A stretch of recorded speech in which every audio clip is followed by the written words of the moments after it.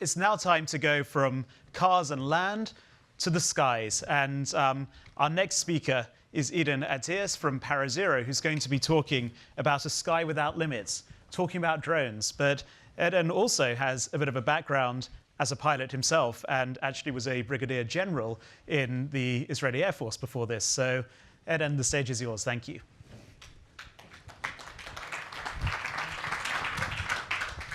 You reveal all my secrets. So, hi, everybody. Thank you. Good morning, and thanks for the opportunity of being here today. And I believe that being in the transportation segment, hopefully we bring kind of the aerial view of what we believe is already a revolution, but definitely going to be a much bigger one. So before, in the next few minutes, to discuss how the sky, or how our skies, going to look in the next few years, let's start, as we usually do, going back in the history. John already invested in aerobotics, so he knows some of our, so you can go, it's okay. I wouldn't let you go without any. So everybody knows about the Wright brother 1903. This is not a picture of the Wright brother, but this is a picture of literally one probably of the first drone. Surprisingly, the same time more or less where we marked the first milestone of manned aviation, a young electrical engineer, probably everybody knows the name today, of Nikola Tesla, envisioned use of drone. In his vision, it was kind of a robot that will be used in the battlefield mainly. So he didn't thought about any recreational use or any commercial use. And we'll get back to that in a minute. What is a drone? How many of you have the opportunity of either acquiring one of those or literally operating one of those?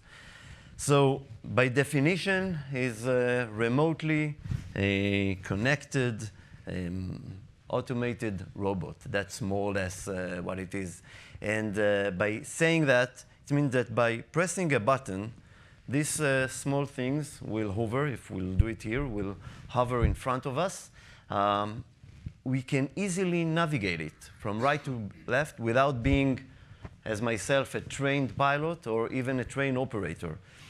Almost seamlessly, you can take a picture or do other fun stuff.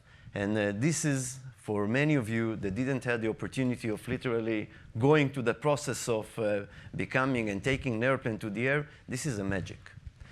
And by this magic, it opens a variety of opportunity of doing things. The military, and this is in the last more than 40 years, already use drones. Israel, out of necessity, we may say, and out of being in the battlefield for so many years, took this technology and embraced it. In early 1970s, we already used drones for reconnaissance mission, gathering intelligence, instead of sending a manned airplane. As of today, you can see in the military drones from medium size or small size of few kilograms till literally an unmanned airplane in the size of that can weigh a few tons, carry a variety of payloads. And in, as you know, this is not a secret anymore, part of them have little capability, which can literally replace troops on the field or send or reduce or the level of risk for the troops. But the big change, and this is why we're here today, happened somewhere around 2012. Back then, you can step into any consumer electronic, spend a couple of hundred of pounds or dollar, and become a drone owner. And that opened a huge opportunity, and in just by number, in 2016, more than 1 million drones have been sold globally. The numbers might be much higher, but this was the beginning of revolution, and it's been widely adopted by the consumer and by the recreational user. And you can see them doing race, you can see them flying them in the park, or even just taking picture when you're hiking in the field. It didn't take long for men to realize that there is a huge business potential into taking drone technology into commercial application. And what you can see in these slides is real drone doing work.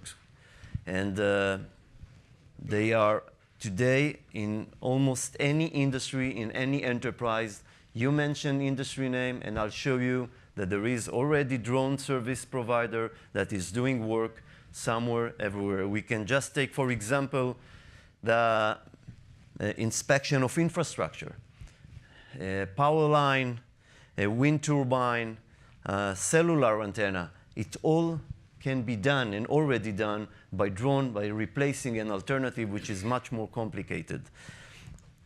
I think Bring has talked, and Get as well, has mentioned the need for delivery. So doing delivery by drone, it's already done today, but drone will bring the package into your door, and if you had a chance to see what Amazon Prime Air, they're gonna bring you a package in 30 minutes or less, as they say in the clip. Drone will bring you lunch from the local restaurant. And even maybe more important and valuable, they might bring you medical supply as needed.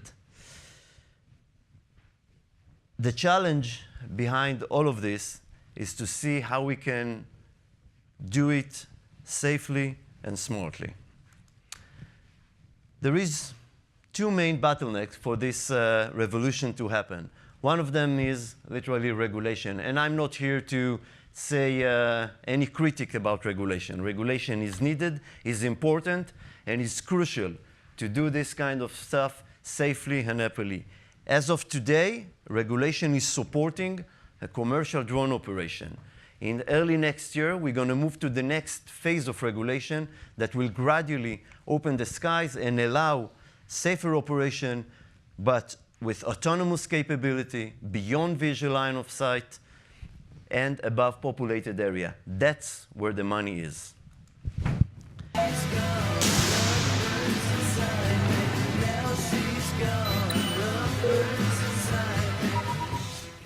Well, the second issue is safety. And here I already been introduced, but that's what I've done in the last 30 years. I've been a pilot and commander in the Israeli Air Force, flying variety of airplane, gained more than 6,000 hours of flight, and this is what brought me into the deep understanding of the need of safety and reliability as integral part of aviation. The drone for commercial is not a toy. This is aviation, and we will need to provide this level of solution, level of safety and reliability into those drone and commercial. The safety system that will need to be an integral part of those drones will need to be smart, they will need to be reliable and fast operation. We expect that in a fraction of a second, they will identify that there is a crucial malfunction, and then smartly and safely will take the drone in the ground. And by recapping, our sky is going to be populated with drones more and more. As barrier will move aside, we'll have the ability of doing those operations in a much safer way.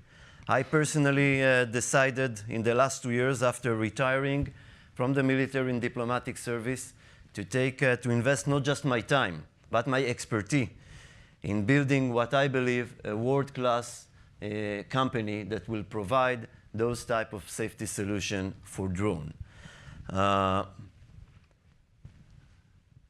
This is a revolution coming through. It might take a year or so, but we managed to find a different way to collect data, a different way of doing things that we either cannot do today or the alternative cost was much, much higher.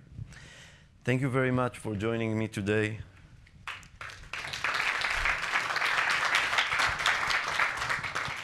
Thank you very much, Eden.